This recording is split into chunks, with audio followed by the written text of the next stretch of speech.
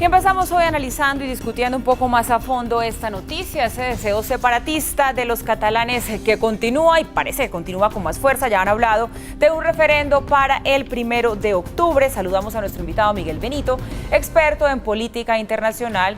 Y no está de más decir, español de Madrid. Miguel, bienvenido, qué bueno tenerlo acá otra vez. Muchas gracias, un placer. Bueno, explíquenos qué es lo que pasa allí. No es la primera vez que escuchamos a los catalanes diciendo que se quieren independizar. ¿Por qué? ¿Por qué se quieren ir? Bueno,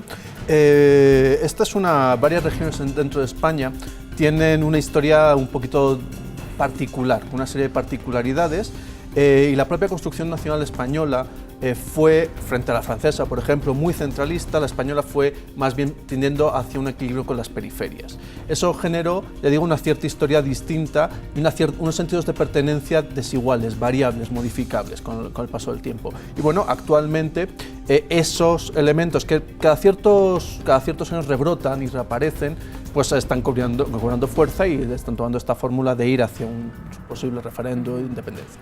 Bueno, esa iniciativa de llevar a cabo este referendo, que ya tiene fecha y todo, no tiene la aprobación del gobierno español. Si no tiene la aprobación, entonces, ¿qué pasa? ¿De hacerla sería un referendo ilegal? Claro, en teoría el referendo debería ser aprobado porque dado que tocaría un elemento central para la Constitución del Estado español, que es su propia dimensión territorial, su propia dimensión poblacional, la inserción de todos los españoles, y tendría que ir a las cámaras. Eso posiblemente implicaría una modificación constitucional para aprobar el referendo tal y como lo quieren plantear desde las autoridades de Cataluña.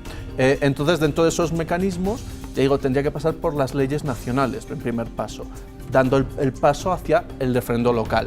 De hacerlo de otra manera, es decir, anteponiendo primero lo local, generaría unos resultados, es cierto, pero serían no vinculantes y claramente ilegales. Y en ese elemento es por el cual, entre otras cosas, en el acto que hubo ayer, nadie anuncia la fecha entre los representantes políticos. Lo tienen que hacer personalidades de la sociedad civil, los que dicen más o menos qué fecha va a ser, porque si no podrían estar incurriendo en un delito.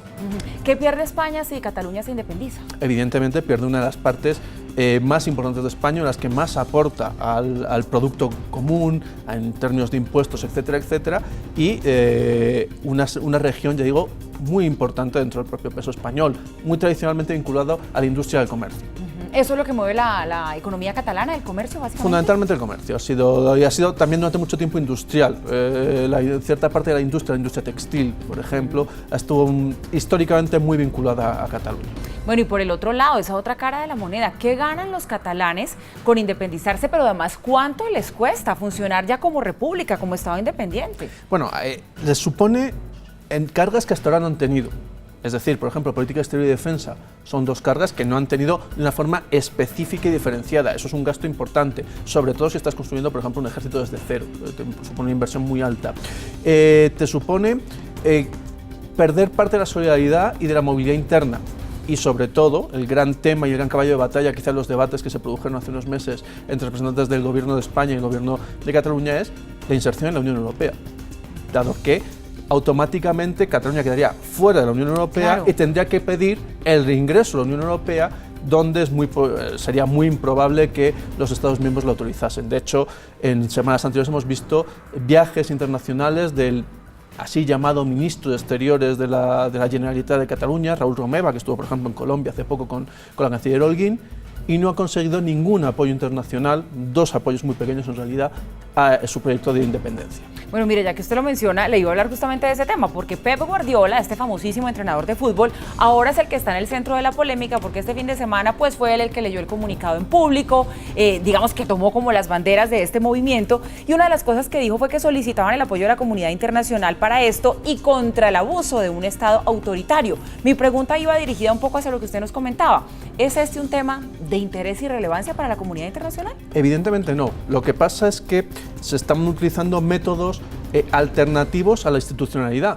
Por ejemplo, el discurso que dio ayer Pep Guardiola pareciera que se está coartando el debate político en Cataluña. No, no es cierto. Hay un parlamento funcional elegido donde el porcentaje de fuerzas entre independentistas y no independentistas está muy equilibrado. Un 48-51 pudiera ser algo así. Es decir, no se da eso, pero a través de la manifestación y la calle se intenta dar la sensación de que hay una mayoría abrumadora de catalanes que están solicitando esto. cuando Pep Guardiola dice estas cosas, pues en España se ha criticado mucho una cuestión, y es que él hace unos años, cuando Qatar empezó a apoyar financieramente al Barcelona, él dijo que en Qatar había derechos humanos plenos. Evidentemente, pues eso no es así. No es así. Claro, pero la cuestión monetaria se anteponía en ese momento a la cuestión de los derechos humanos. Y sin embargo, ya digo, aquí se ha quedado en el otro lado. Guardiola es una figura vinculada al independentismo desde hace tiempo. Su propia hermana forma parte del servicio diplomático, por llamarlo de algún modo, que tiene la Generalidad. Ha sido nombrada embajadora de la Generalidad hace unos meses, con lo cual es una persona que se ha significado mucho con este proceso. Su papel ayer simplemente leer un manifiesto que le han dado, que por cierto tenía algunas incorrecciones incluso en la redacción, pero bueno, y poner voz, rodeado eso sí por los políticos catalanes, a ese proceso. ¿Por qué es él?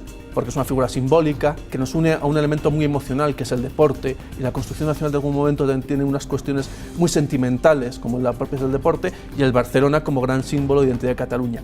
¿Por qué no lo hace un político?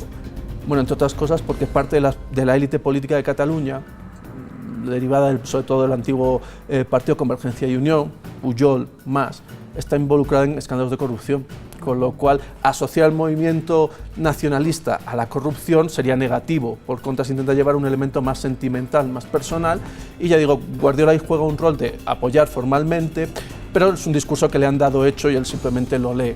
Y ya digo, es un discurso en que además incurren enormes cantidades de exageraciones o mentiras. Claro, pero es una figura que representa mucho para los catalanes y ellos saben que por supuesto les sirve que está allí como liderando todo este movimiento.